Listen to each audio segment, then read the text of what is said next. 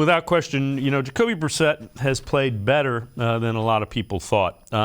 But some self-inflicted wounds on the offense.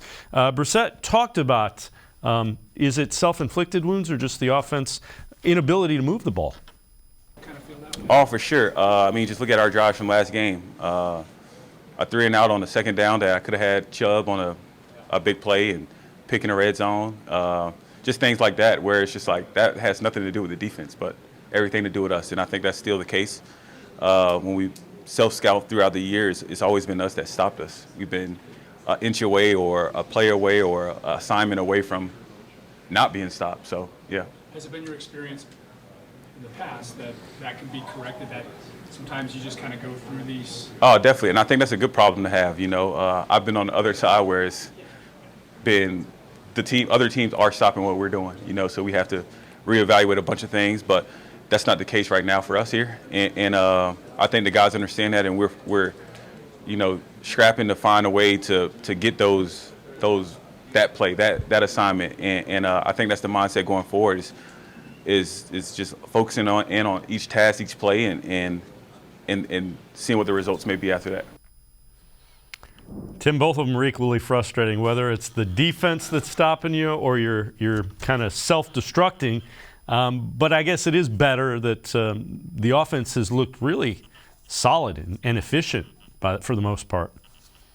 They're one of the best offenses in the NFL in terms of scoring 26-plus points a game. So they're doing their job in spite of the turnovers that Jacoby Brissett has made at crucial times. And I keep going back to that third down play where he got the interception.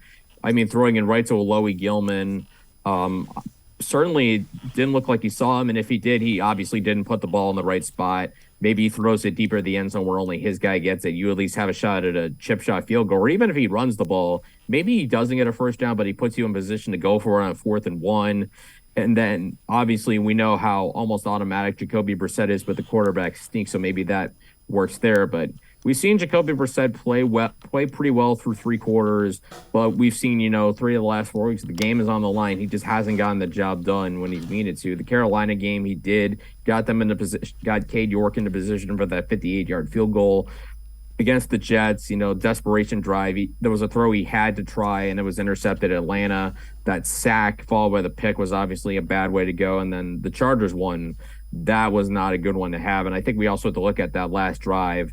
I think there was a handoff to Kareem Hunt and then a deep ball to Donovan Peoples-Jones, and then they just weren't able to move the football to make it an easier field goal for Cade York. So in clutch times, I think Jacoby Brissett's got to find a way to play better, but we also have to remember this is the Browns' backup quarterback, and there's a reason he's been a backup quarterback. And I think the last 2 weeks in particular, we've seen the limitations of Jacoby Brissett kind of bear themselves out.